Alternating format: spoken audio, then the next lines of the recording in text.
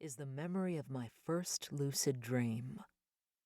At 9 o'clock, I climbed into the bottom bunk and curled up in my sleeping bag, worn out from physical exertion and the monotony of digging. I set my alarm for 5 a.m. and drifted off almost immediately, my body too tired to let my mind wander down its usual anxiety-laden paths. And then the scene changed. It was a summer afternoon, not the Andean summer with its thin warmth and cloudy nights, but a real summer, the kind of heat so extravagant you jump in the water and dry off in the sun. I soaked up the warmth I'd been craving, treading water in some bucolic pool I'd never seen before. I don't particularly like swimming in real life. I don't like exercising in any form without the distraction of podcasts or Pandora. But this was different. Effortless and sensual. I had a heightened awareness of every part of my body. The physicality of the cool water and the bright air and a surreal forest enclosing the pool in magnificent foliage. I woke up euphoric. The memory had none of the haziness that usually clouds dreams, and the details remained perfectly crisp years later. But I wasn't just elated. The whole thing was also vaguely disturbing. I hadn't been in my sleeping bag in a dusty dormitory in Peru. I had been transported to some faraway place, and I preferred it there. My jaunt in the pool had shaken my sense of what was real, and I couldn't explain it without sounding crazy. All I knew was that I wanted to do it again. James and I spent the rest of the summer practicing LaBerge's tips. We recounted our previous night's dreams while we scratched the grime off ancient pots. We repeated LaBerge's mantra ad nauseum.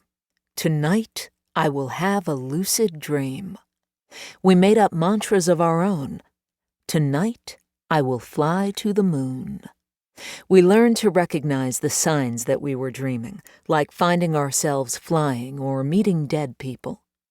Every couple of hours, we would do what LaBerge called a reality test, asking ourselves if we were awake or asleep, a trick that, once ingrained, LaBerge promised would trigger lucidity. The bar for what constitutes good conversation may be lower when you spend most of your time scraping the sand with a trowel, but even after I left Peru, even when I had more than 4 people to talk to, high-speed Wi-Fi, and whole libraries full of books, I couldn't stop thinking about dreams.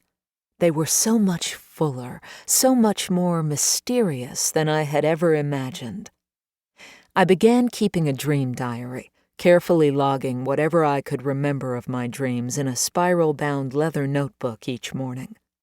I had read that it was important to record something every day, no matter how fragmented or boring. The results were almost immediate. Within weeks, the entries in my journal went from a dutiful no recollection, or brief, tentative snippets, I am watching the Nutcracker? There is a spider? To 2 or 3 long, convoluted narratives almost every night. My new nightlife was every bit as active and at least as entertaining as my waking hours, and I was stunned. I understood that I had been having dreams like this all my life, but I had been promptly forgetting them, letting them fade away as though they had never happened. What adventures had I gone on and then forgotten? What opportunities to gain new insight or just to take a break from reality had I missed? Most new skills, especially those that promise to change how you experience the world, are difficult to learn. Mastering a new language takes years of concentrated study. Meditating requires patience and frequent, sometimes frustrating practice. Gains are incremental, often imperceptible.